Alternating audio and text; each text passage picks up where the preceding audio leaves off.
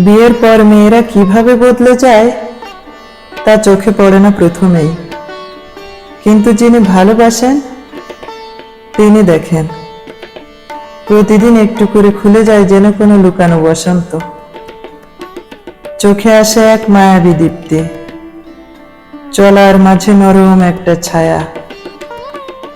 ভালোবাসার যত্নে সে শিখে ফেলে কিভাবে কঠিন দিনেও রং ছড়াতে হয়।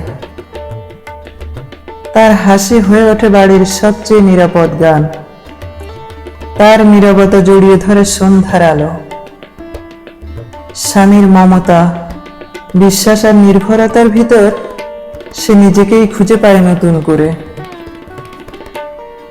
এই সুন্দরতা প্রসাধনীর নয়, এই সৌন্দর্য ভালোবাসার ছোঁয়া, যা শুধু একান্তকার জন্য নীরবে ধীরে ধীরে ফুটে ওঠে।